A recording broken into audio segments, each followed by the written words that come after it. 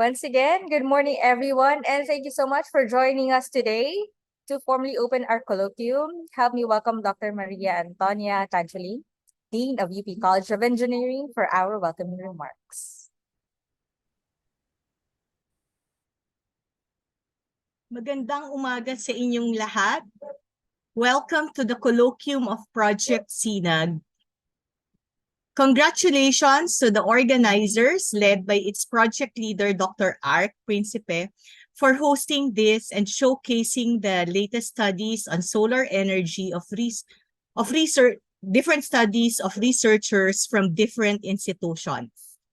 It is good to see that the colloquium is being attended by students and colleagues from other universities and institutions. With all the attendant problems associated with dependence on fossil fuels, we cannot overemphasize the need to develop alternatives to fossil fuels. Solar energy is one of the renewables which we can tap and maximize. Thus, Project SINAG's Research Trust is very important and timely. I'm sure it will be able to contribute much in our understanding of the different aspects of solar technologies.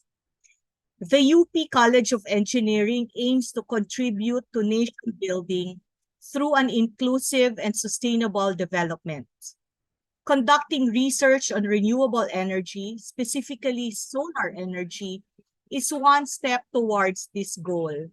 Solar power can be used in remote, off-grid communities, such as those in islands and mountainous areas. Renewable energy does not only address the need to reduce use of fossil fuel and greenhouse gas emissions. Electrification of remote and marginalized areas can bring about economic development, leading to an improvement of lives in rural areas.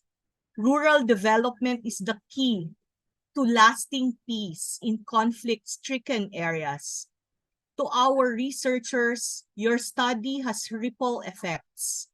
Hindi lang pailaw ang madadala ng inyong ginagawa, hindi pang matagalan at tunay na kapayapaan. Di lang liliwanag ang buhay ng mga tao, makakaahon din sa kahirapan at sa maraming lugar makakalutas ng armadong tunggalian. Insurgency is rooted in lack of economic opportunities and a perception of a negligent government. Thank you once again for all that the project is doing and has done. You have far-reaching impacts that you may not fully realize. Congratulations again to our participants. I wish you all a good day filled with new learnings. Thank you. Thank you very much, Dr. Tanchuling, for your very inspiring welcoming remarks.